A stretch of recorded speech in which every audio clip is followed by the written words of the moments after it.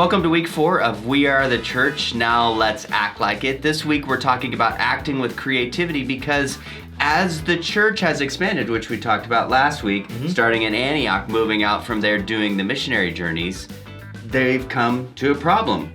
All the people who are coming to the church now, they look different. They act different, and they just have different backgrounds. And so it takes a lot of creativity to pull everybody together and find out what are the essentials of the Christian faith. And that's really what the passage deals with this week. Yeah. Paul and Barnabas are going out and planting churches. They are being sent by their church in Antioch out to go spread the good news of Jesus.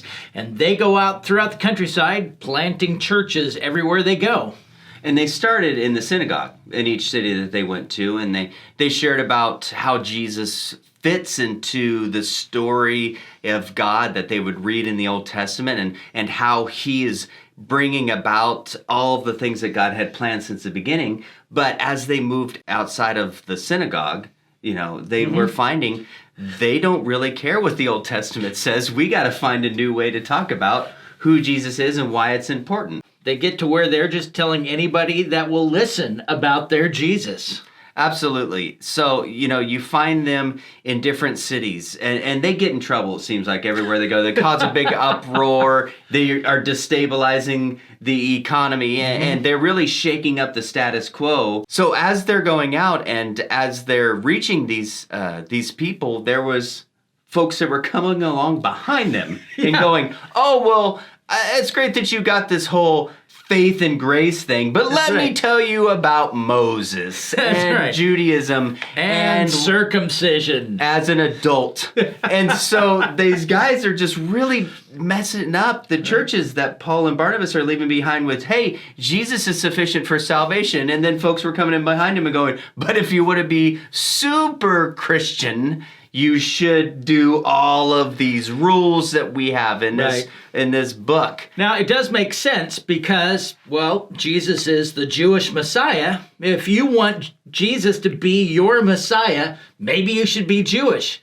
I believe that it comes from a good place of them trying to figure out what they're going to do with this whole Jesus thing. But how awful is it to introduce everybody to the 613 laws of Moses, and the first one being circumcision? Well, and it comes from this heart that says, let's keep this all the same. But now we're starting to get to the question of cultural and essential to your faith. Paul actually says, he goes, look, we were never able to keep the laws, so why should we try to get them to keep the laws? Right. And so they have a big council. They get everybody together. It's the first church council, and there's a whole lot more to come throughout history. Oh, man. But this Jerusalem council was, let's decide what the Gentiles have to do.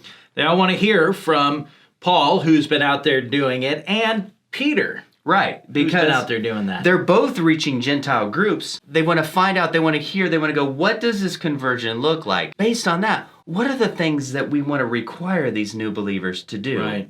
I think the results they came up with are not prohibitive in any way. I think they're actually helpful. I love it. I love it. It's James who says, why don't we not make it hard on these new people coming to Jesus? Right. Let's not try to make them go through all of these different hoops. Let's just actually, say to them in a loving way, hey, Jesus did all of the work for you. He offers you his grace, but here's some helpful things that we think you should do. It was, abstain from food sacrificed to idols. Don't consume blood. Right. And refrain from sexual immorality. Those were the 3 that they thought, hey, these are the things that all the churches should be of one heart and one mind of.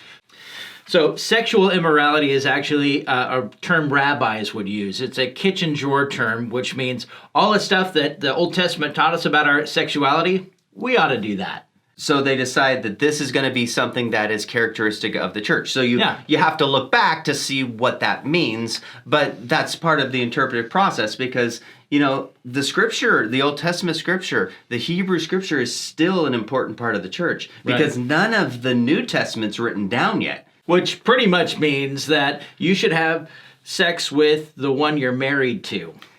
that is the best guideway through all of the rules that are written down. Because the rules tend to be, don't do this and don't do that and don't do this other thing. Well, and they're very specific, which means they've tried it all. They did. Starts with, don't have sex with your father's wife or your sister. And moves on to the barnyard animals. Yes, all of that. Now everybody's running to Leviticus. So meat sacrificed to idols was actually a cheap way to go. It means that it's slightly fermented meat because they believed that God was consuming it as it began to rot. And so it is a bit of a health concern as you don't like partially fermented food, unless it's kimchi. But it was, hey, this was given to honor another God. Let's not bring that into your home. Let's keep our homes pure. Yeah. And meat that has been strangled or blood specifically, it's the fact that there's blood in the meat. We don't do that today. We bloodlet it because it is more healthy that way, and it's gross. And it tastes better. Yes. But also that the blood actually belongs to the life force of the animal. And so the life belongs to God, and you get the meat. That's the idea. So you will not rob God of what belongs to him, which is the life of the animal. Mm-hmm. You're still adhering to that principle. So, I mean, those are three things that I think are good principles to be a part of the church. And that's what they determined. And then they send that out in a letter with some trusted people who are going to go to each of these churches, church leaders, with this letter said, hey, this is what we decided in the council of the things that are going to be essentials. This is a great way for us all to be on the same page. If you're Jewish or if you're Gentile, we can all be a part of the same church if you could just do these three things for me. Right. And so, we talk about this solution being a creative solution, which I believe it absolutely is, because it's a complex problem. It was something they hadn't experienced up to this point, and so they decided, let's get together, let's talk this out. And I think the church is at its best when it uses creative solutions to complex problems, when it works with as many people possible to help the community to be a better place. The church, right, I think, innovates and is creative as it starts to reach culture in new ways. And so we do videos because that becomes a good medium to deliver information. We do those sorts of things because we want to use every avenue at our disposal to share Christ with people. Creativity and our faith are vital to be paired together so that we can reach new people for Jesus. As you get into your groups, you're going to have an opportunity to discuss what it means to be creative, how to reach out in new ways, and how the Jerusalem Council, what would have happened if they, made a different decision. So have a great time with your groups. And go ask your Alexa to open East Ave Church. Oh, wow. There you go. Creative. Maybe.